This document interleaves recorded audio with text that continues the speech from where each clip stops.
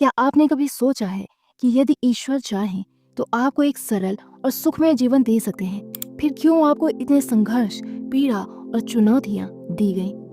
क्या यह किसी प्रकार का दंड है या इसके पीछे कोई और गहरा रहस्य छुपा हुआ है?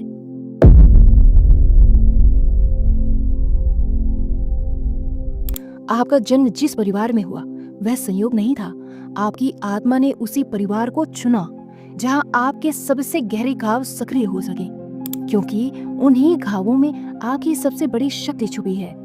जैसे किसी कंप्यूटर प्रणाली में वायरस आता है तो सुरक्षा प्रणाली उसे पहचानकर और मजबूत बनती है, वैसे ही आपके भीतर छुपे कर्मों के पुराने वायरस को बाहर लाने के लिए आपका जन्म उसी वातावरण में हुआ जहां उनका सामना संभव था।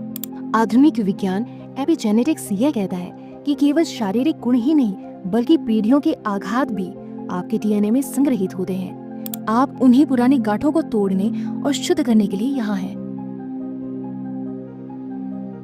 आराम आत्मा को कभी निखार नहीं सकता। असली चमक कठिनाइयों के दबाव से ही जन्म लेती है। कार्बन को हीरे में बदलने के लिए हजारों वर्षों तक तीव्र दबाव झेलना पड़ता है। इसी प्रकार जब आप कठिनाइयों से गुजरते हैं तो आपका भीतरी स्वरूप और सशक्त होता है।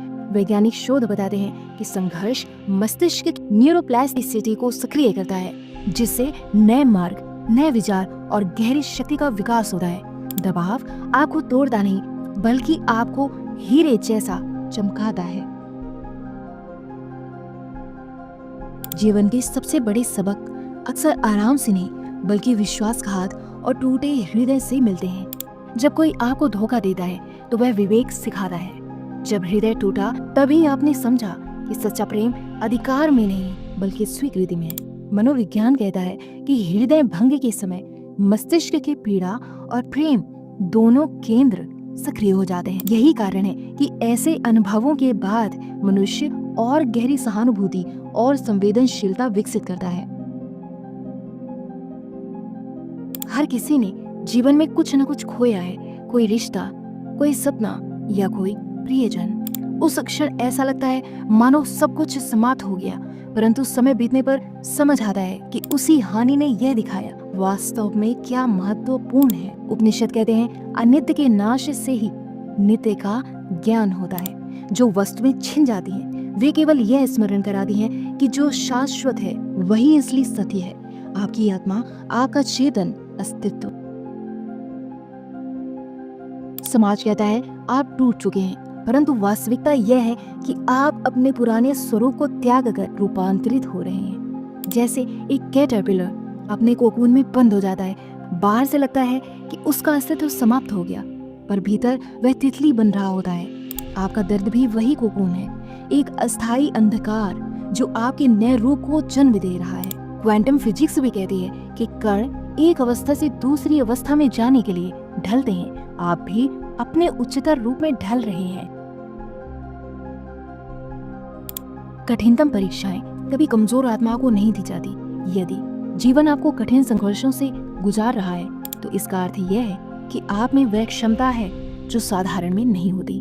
जैसे कोई शिक्षक प्रत्येक छात्र को एक जैसा प्रश्न पत्र नहीं देता, वैसे ही ब्रह्मांड भी अपनी कठिनतम चुनौतियां केवल उन्हीं आत्मा को देता है जिनमें उन्हें पार करने की शक्ति होती है।